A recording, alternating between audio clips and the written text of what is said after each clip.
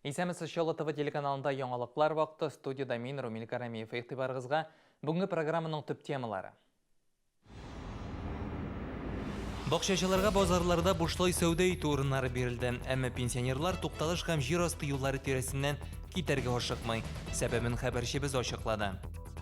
Россия һәм чит ил илләренең IT технологиялары өлкәсендәге иң көчле проект авторлары инвесторлар белән очрашты. Чаллыда стартап сабантуй төгәлләнде. Хәзер нәтиҗәләрне көтәләр. Бүген Чаллыда Катыргы кәгазь комбинаты генераль директоры, Дәүләт Советы депутаты Владимир Бестолков белән хушлаштылар. Матәм чарасы энергетик мәдәният сараенда үтте. Төркия студентлары татар телен өйрәнә. Алар моның өчен Чаллыга махсус килде. Чит ил яшьләре белән хәбәрчебез очрашты.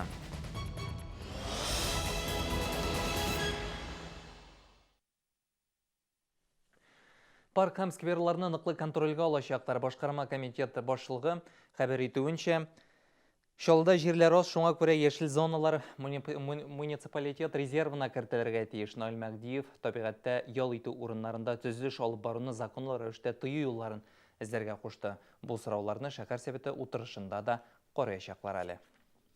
Зеленые зоны.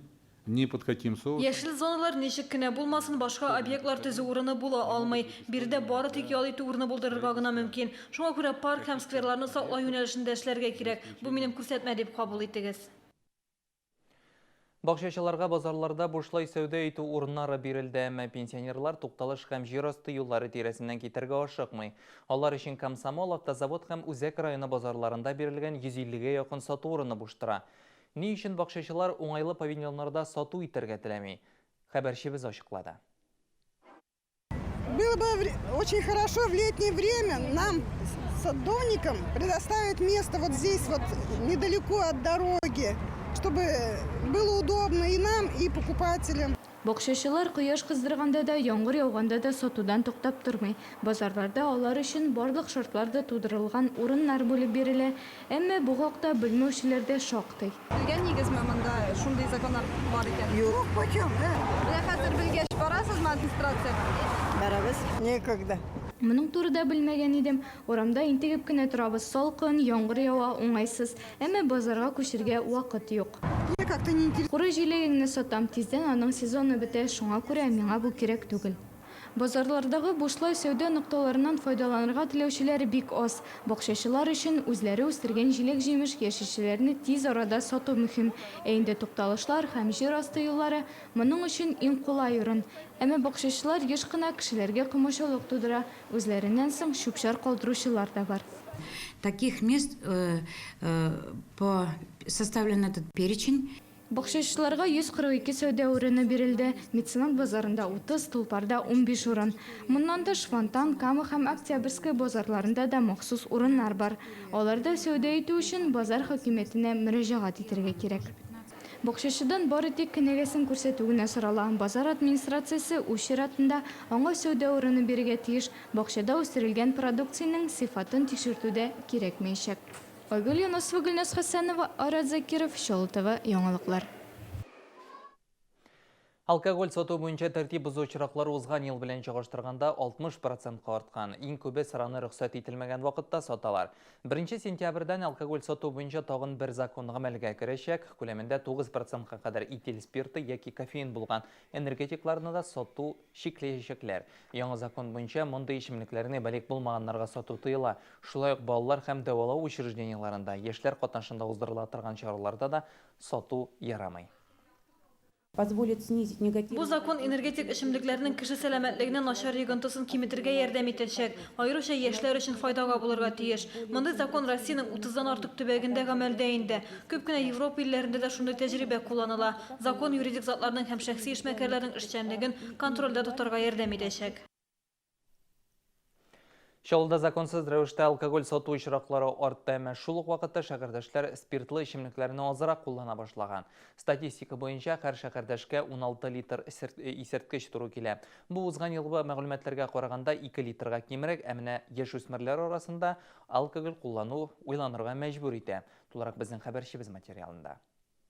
Законсыз рәвештә алкоголь сатучылар белән төрлечә көрәшеп карадылар, белгечләр рейдлар уздырды, закон төрле чикләүләр куйды. Әмма яшүсмерләр һаман да спиртлы эчемлекләр куллану җаен таба. Агымдагы елда балик булмаганнарга алкоголь сатуның 123 очрагы теркәлде. Бу узган ел белән чагыштырганда 15%-ка күбрәк. Бу елның 6 айында без сыра һәм спирт эчемлекләре балаларга сату очракларын 72 мәртәбә ачыкладык. Элекке елларда балаларга сыра һәм спирт эчемлекләре кичкенә генә кибетләрдә сатсалар, хәзерге вакытта зур сетевой кибетләрдә дә сата башладылар. Чаллыда Казахстан продукциясын сату очраклары еш күзәтелә. 6 ай эчендә генә дә 100дән артык закон бозу очрагы теркәлгән. Тикшерүләрнең дә нәтиҗәсе бар, сатучылар законнарны бозмаска тырыша. Мы алкоголем, крепким напитками не торгуем, торгуем только пивным, и пивные чувствуются. Баллоны вот вообще уже не берут. 0,5 емкостью берут, но уже не в таком объеме. Алкоголь сату өлкәсендә закон бозу очракларына каршы көрәшү максатыннан Чаллыда 10 көнлек иглан ителде. Инспекторлар бигрәк тә 17 июньдә гамәлгә кергән яңа закон үтәлешен тикшерә. Әйтик, 17:10 һәм 17:01 адреслары буенча кибетләргә керү урыны йорт ишек алдыннан булса да, бирдә исерткеч сатуны туктатмаганнар. Шул сәбәпле сатучылар штрафка тартылды, эчемлекләр сатудан алынды. Гүзәл Шихапова, Ксения Антонова, Чаллы ТВ, яңалыклар.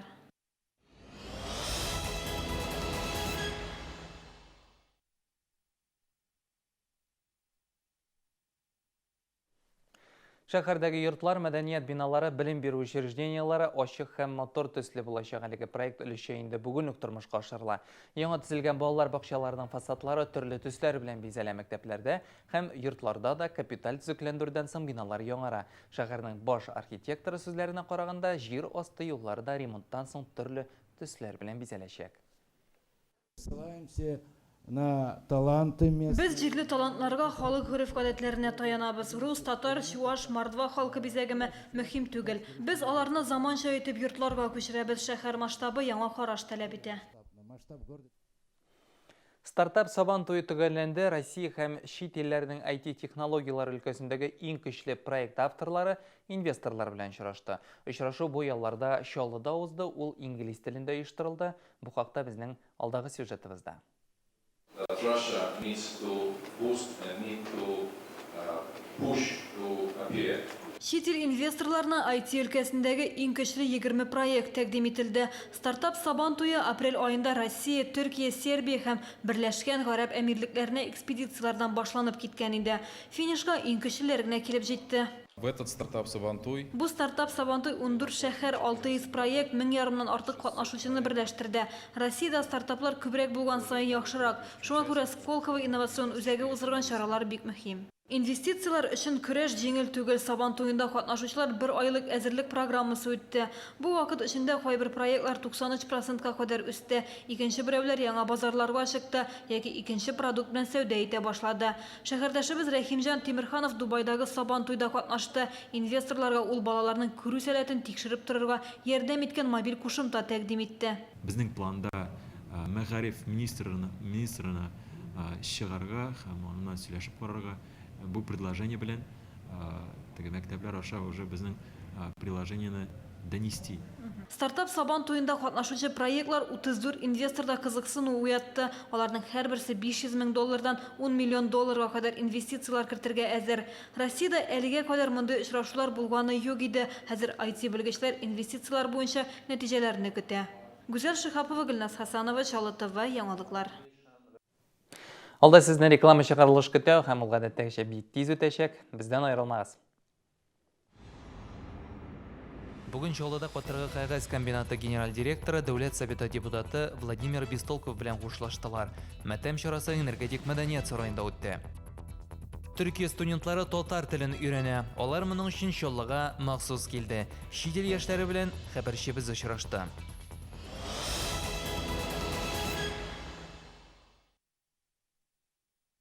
Хөрмәтле дин кардәшләр, Хәләл центр сезне изге Рамазан ае белән котлый һәм үзенә чакыра. Биредә дини әдәбият, хәләл косметика, парфюмерия, азык-төлек һәм мөселманнар өчен киемнәр тәкъдим ителә. Хәләл центр, Яңа шәһәр 27:09 А. Рамазан ае мөбарәк булсын. Зоомагазин «Аквадом». Все для создания экологически чистых аквариумов. Огромный выбор и выгодные цены. Принимаем заказы по интернет-каталогу на нашем сайте aquadom16.ru. Бесплатная доставка товара. «Аквадом». Все для ваших питомцев. Профессионально, выгодно, удобно. ТЦ Камила 4305 и ТЦ Чулман 3906А.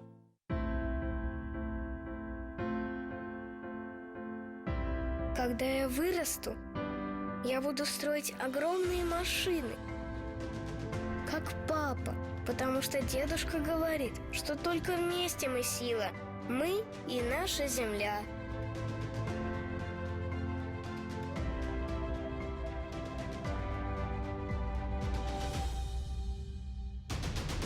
Как изменить мир?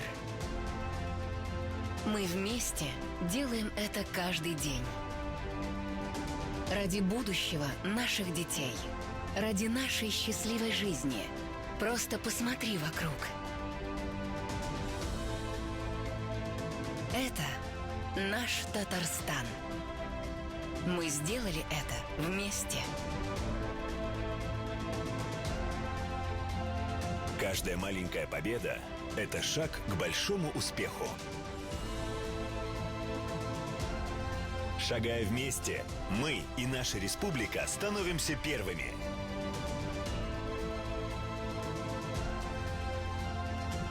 Первыми во всем. Мы можем. Мы вместе.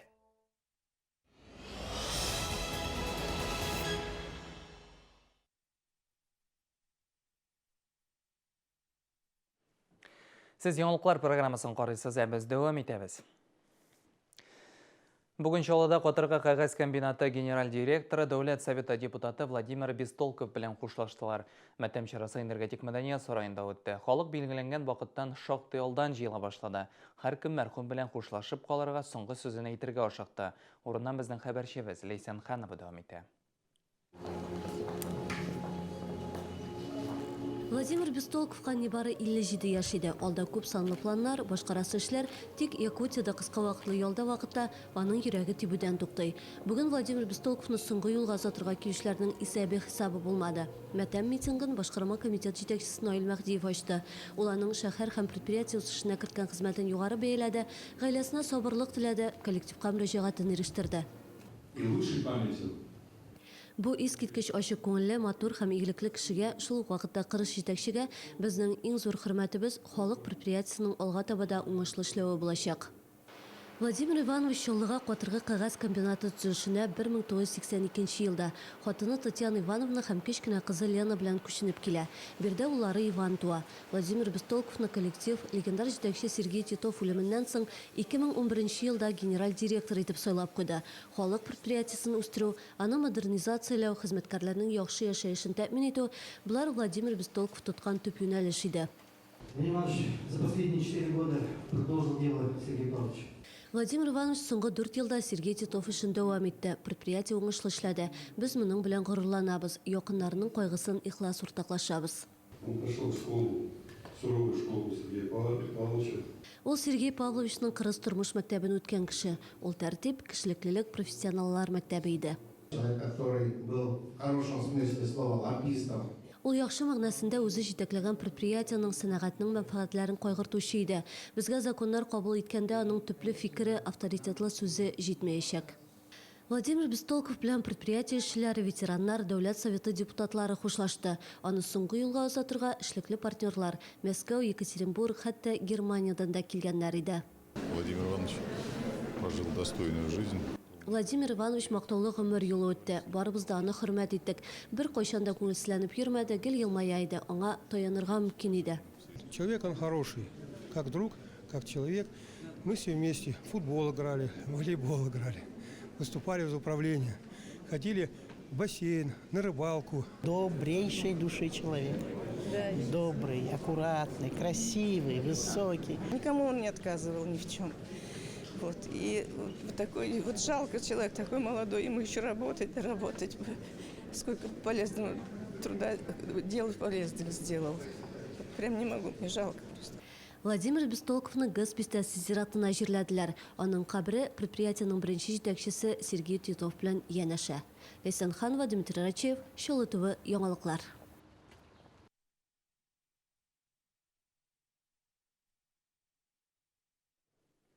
Һәм башка темаларга изге Рамазан айының санаулы көннәре калып килә, һәркем игелек кылырга ашыга.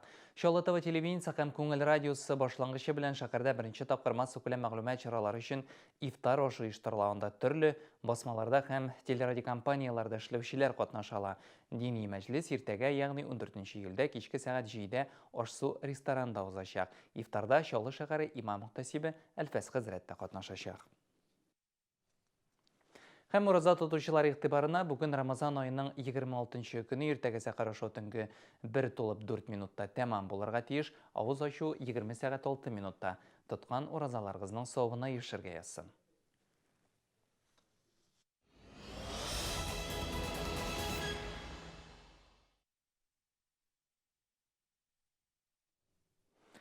Тиешсез урында юл аша чыкканда иратны йөк машинасы бәрдерде. Фаҗига кичә ТЭЦ янында була. Җәүле тән җәрәхәтләреннән урында ук вафат була. Иратның кем булуы әлегә ачыкланмаган. Хәзер бу факт буенча тикшерү эше бара. На 1062 километре автодороги Москва-Уфа. Мәскәү-Уфа трассасының 1062 чакрымында Мерседес йөк машинасы билгесез иратны таптата. Ул юлны тиешсез урыннан чыгарга теләгән. Төркия студентлары татар телен өйрәнә. Алар моның өчен Чаллыга махсус килде. Шәһәребезнең социаль педагогия ресурслар һәм технологиялар институтында чит ил яшьләре бер ай дәвамында татар телен өйрәнде. Алар белән безнең хәбәрчебез Айгөл Юнусова да очрашты. Безнең гаилә турында. Безнең гаилә ничек тәрҗемә ителә? Безнең гаилә. Наша семья мы русчасы. Түрек студентлары үз гаиләләре турында татарча сөйли, милли әдәбият белән таныша, Тукай шагыйрьләрен ятларга омтыла. Төркиядән килгән яшьләр үз илләрендә грамматиканы өйрәнсә, биредә укытучылары Радик Рамилевич белән сөйләм телен өйрәнәләр. Дәресләрнең нәтиҗәләре шатландыра. Авылlara бардык, авылlarda Tatar halkı bilen söyleştik. Tatar halkının aşlarını aşıdık. Tatarstan'a kilo bizge eybet buldu. Biz hazır söyleşebiz. Azgine de bulsa söyleşebiz. Hem bunda bir küp dostlar taptık. Alar bilen aralaştık. Tatar halkı big matur kişiler, big kunakşıl. Min big şat buldum. Allah birse ikinci tapkır kilem. Кунаклар өчен югары уку йорты бай программа әзерләде. Сөмәя, Акан һәм Семра Оренбург өлкәсе авылларында, Актаныш һәм Әгерҗе районнарында татар гаиләләрендә яшәде. Биредәге гореф-гадәтләр белән танышты. Моннан тыш, яшьләр Болгар, Биләр, Зөя шәһәрләренә һәм Раиф монастыренә барды. Шолы институтының 2 Төркия белем йорты белән килешүе бар. Беренчесе Стамбул университеты 120 мең студент укый. Адыяман шәһәрендә Адыяман университеты, әле яшь университет. Алар безнең өчен нәрсә белән кызыклы? Алар безгә кызыклы. Аларда татар теле өйрәнү бар. Шуңа күрә без алар өчен дә кызыклы татар теле Татарстанда федераль университетта бездә һәм башка җирдә татар теле кафедралар татар теле укыту юк. Безнең белән очрашудан соң Стамбул университеты студентлары кичә Төркиягә очты. Институт бу юнәлештә эшне алга табуда дәвам итәчәк. Инде сентябрьдә Яшьлы социаль-педагогик технологияләр һәм ресурслар институтының 3 укытучысы Стамбул университетында лекциялар укытырга китәчәк. Айгөл Юнусова, Дмитрий Рачев, Шолы ТВ, яңалыклар. Без ехәмәтләргә махсус чип кертәчәкләр. Бу хайваннар турында мәгълүмат алырга ярдәм итүче бер технология. Әлеге проект уңышка кереп китсә, яңалыкны Татарстанда эт песиләрдә сынап караячаклар. Бу хәбәрне шәһәрдәшләр ничек кабул итте соң? Безнең хәбәрчебез дәвам итә. Шип ярдәмендә йорт хайванының тиресе астына аның яшы, кушаматы яки башка мәгълүматлар кертелә. Монда электрон паспортны Анна үзенең этенә 2 ел элек үк эшләткән. Мин бу процедурага ышаныч белән карыйм ди ул. Была такая вероятность, что мы поедем за границу. Безгә чит илгә конкурска барырга мөмкинлек туды. Чип ясату мәҗбүри иде. Этем аны бик җиңел кичерде. Чиплар процедурасы Чаллыда инде 7 ел гамәлдә. Ветеринарлар әйтүенчә, ул хайваннар сәламәтлеге өчен куркыныч түгел. Һәрбер хайванның үзенә генә хас идентификационный номер кертелә. Бу номер микрочип дип атала. Ул менә шушындый энәнең канюлесында кішкене генә капсула. Ул капсула специальный не белән, стекло белән каплатылган, пыяла белән. Ул нигә хайваннарга аның зарары юк. Чаллының ветеринария берләшмәсендә бу процедура еш кулланылмый, күп дигәндә айга 5 тапкыр. Нигездә ул чит илгә бәйгегә яки күргәзмәгә чыккан чиракта гына кирәк. Хәзер моны исә һәр эт песи өчен мәҗбүри кертергә җыеналар. Тик күпләр моның белән килешми. Эта процедура является платной. Бу процедураның бәясе 500 сумнан башлана. Пенсионерлар да хайваннар асрый бит. Алар өчен зур сума дип уйлыйм. Үземнең дә этемә чик куйдырмас идем. Мне кажется, это лишнее. Миңа калса кирәк түгел. Әйе, кайберәүләрнең хайваннары гаилә агзасы кебек санала. Калганнарга бу нәрсәгә? Допустим, собаки укусят. Мәсәлән, эт тешниде, аның турындагы мәгълүмат хуҗасын табарга ярдәм итәчәк. Бу яхшы. Канун проекты интернетта да шау-шу куптарды. Берничә көнлек чиплаштыруны булдырмау өчен петиция төзеделәр. Аңа 600 кеше кул куйды инде. Лейсан Ханова, Ксения Антонова, Чаллы ТВ, яңалыклар. Безнең яңалыкларны tvchilny.ru рәсми төркемендә сез карый аласыз. Шулай көн дәвамында 10-да, 12-дә, 14-дә һәм 16 сәгатьләрдә Чаллы ТВ ТВ-центр каналларында көн яңалыклар эфирга чыгып килә. Ә инде республика, ил, дөнья хәбәрләре белән сезне күңел радиосы таныштыра һәм көн дәвамында җитәрлек яхшы кайф бүләк итә. Эш атнасының беренче көне дүшәмбе менә шундый яңалыклар алып килде. Мин Румил Карамиев сезнең белән саубуллашам. Иртәгә нәкъ шушы вакытта һәм шушы урында без һичшиксез күрешербез. Исән-имин буласыз.